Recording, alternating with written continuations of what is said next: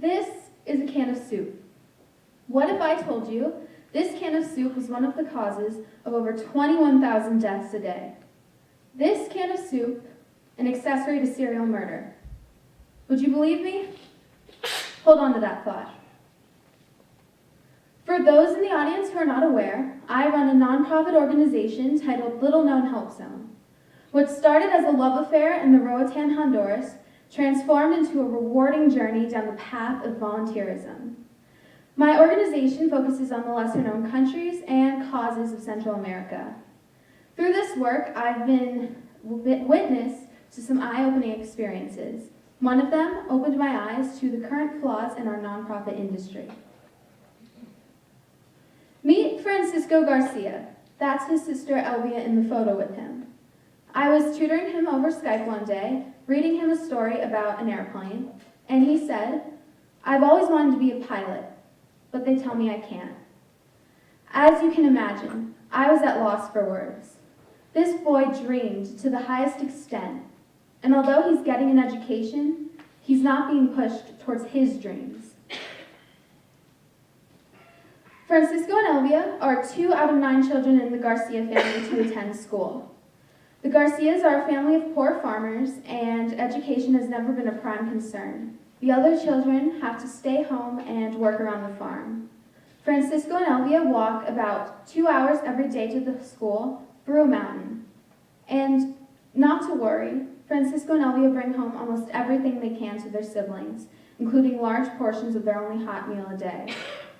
This is the cycle. A cultural ideal is in place. An occupation is set up, and it's expected of the children to continue this occupation because the education they're getting isn't pushing them to go elsewhere. Then these children continue this occupation, and their children continue that occupation as well. This goes on, and essentially, this is the poverty cycle. Now, for a more tangible connection, I will turn to physics. Friction is the resistance an object encounters as it moves over another surface.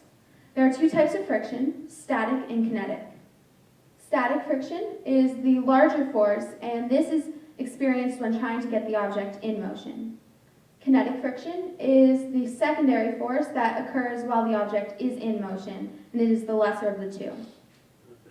Now, let's turn to a different interpretation. Here is a different friction graph with a few different labels. First, you have a child with an idea. This could be any idea, such as an occupation or an invention, anything really. Then, in place of static friction, you have the initiation of the idea. This is that outside push from someone else encouraging the idea and innovative thought. And in place of kinetic friction, you have the continuation of this idea by the child. Effort's still being applied, but this is by the child, not by an outside force. So how does Francisco, the poverty cycle, and friction all tie together? It's about ideas. Ideas are the key to breaking the cycle. Children go to school and they're being taught things, but they're not being pushed in a certain direction. If we start to sustain innovative thought, we can push a child to go towards what they want to be, such as Francisco being a pilot. The nonprofit field has taken many strides in work, such as sustaining life and providing education, but strides still need to be taken. Once ideas are being initiated, the cycle will break, because the child can now get an occupation that they would like to do, their children will live a more profitable life, and this continues like a chain reaction. But when doing this, it's vital to sustain culture. It may not seem like a prime concern to an outside source, but just as Americans hold patriotic ideals to heart, countries hold their culture above all else. So in strides towards the future, we must remain true to the past and withhold customs and traditions. Community service is not a numerical tally. It is not how much you write on a check. It is not how many hours you give. And community service is most certainly not about looking good for colleges. Sitting in my classes, I hear some people say, I need to do this many hours to look good for this school. That's not how I interpret it. But staying away from that high school try-hard realm, this misunderstood interpretation of volunteerism continues. People think if they throw a few coins in a jar or donate a can of soup, they're a saint. You are not a good person simply because you give a can of soup. Take, for example, the sign behind me, semi-cheesy, there's a baby on it. There's a current scheme going on where you donate your car to a 501(c) registered charity. And this appears great. You donate your car, you get a huge tax reduction, and then you get to avoid the hassle of selling your car. And then you can go and tell others, I donated my car to charity. It's not exactly selfless and noble, but it sure does appear that way. Don't get me wrong, these actions are appreciated, but they lack a certain amount of thought, something that needs to be restored.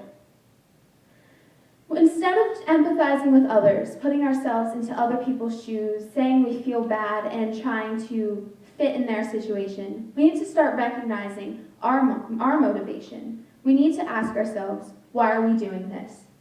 Reverse empathy. So, where does this murderous soup can come into play? Everyone gives. I know there's a current thing going on at school where people are giving food for a drive, and it's a great thing. And it's easy to give for the audience and fake virtue, but it's about care and investment. Of course, the soup can itself isn't killing thousands a day. It's that lack of investment with the can, that lack of thought, that lack of care. It's where community service turns wrong. It's when you don't care where something's going. It's when you do it for the social accolades and praise. It's when it's about the show and not the action itself. So, next time you give, I'd like you to ask yourself a very simple question. Why am I doing this? And hopefully the answer will be for the right reasons. Thank you.